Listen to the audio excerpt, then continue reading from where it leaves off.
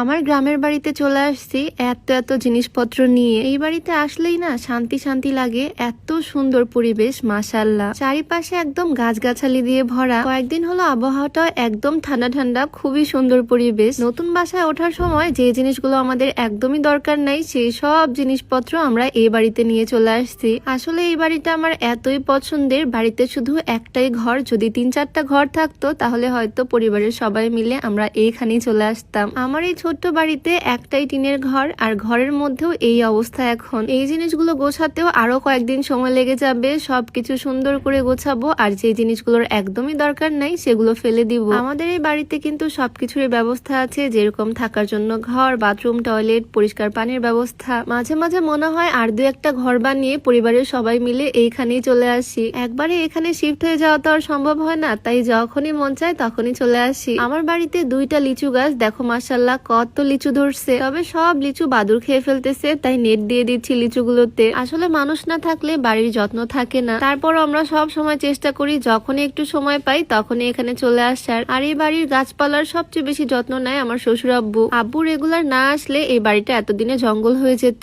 এই যে দেখো নিজের বাড়ির নিজের গাছের কাঁচা মরিচ, মরিচগুলো একদম বড় বড় হয়ে গেছে, সেজন্যই তুলে নিচ্ছি। আসলে নিজের বাড়ির গাছের যে কোনো কিছু ফল বা সবজি খাওয়ার মজাটাই অন্যরকম। মরিচ যদিও অল্প কয়েকটাই তুলতে পারছি, তবে তাতেই অনেক আনন্দ লাগতেছে। এগুলো বাসায় নিয়ে যাব। আমার এই বাড়িতে কয়েক বছর পর আরো অনেক গাছ হয়ে যাবে। এই যে দেখো ছোট্ট একটা পেয়ারা গাছ, এদিকে কিন্তু আরো অনেক গাছ লাগানো হয়েছে। পাশে একটা মালটা গাছ আছে, এদিকে সাজনা গাছ, আর এই যে এখানে একটা কলা গাছও আছে, নতুন করে আরেকটা কলা গাছ হচ্ছে। এই যে আমাদের কলা গাছের প্রথম কলা, কলার সাইজ শুধু দেখো একদম ছোট ছোট, তবে এগুলো খেতেও কিন্তু ভীষণ মজা। নিজের গাছের ফল বলে কথা। আমাদের বাড়িতে কিন্তু আঙ্গুর গাছও লাগাইছি। এই যে দেখো কিছুদিনের মধ্যে আমাদের গাছে আঙ্গুর ধরবে ইনশাল্লাহ। আজকে কিছু পুঁইশাকও নিয়ে যাব বাসায়। বাজারে কেনা পুঁইশাক খেতে আমার একদমই ভালো লাগে না, তবে নিজের গাছের শাক খাওয়ার মজাই অন্যরকম। দুজনে মিলে শাক কেটে নিচ্ছি এখান থেকে। গত কয়েকদিনের আবহাওয়া এত সুন্দর মাশাআল্লাহ, একদমই গরম নাই, মেঘলা মেঘলা ওয়েদার, সব সময় সুন্দর ঠান্ডা বাতাস আসে। এইরকম পরিবেশে আমার এই বাড়িতে আসতে আরো বেশি ভালো লাগে। 2 রকমের পুঁইশাক তুলে নিলাম এখান থেকে। আমার বাড়ির এই সাইডটা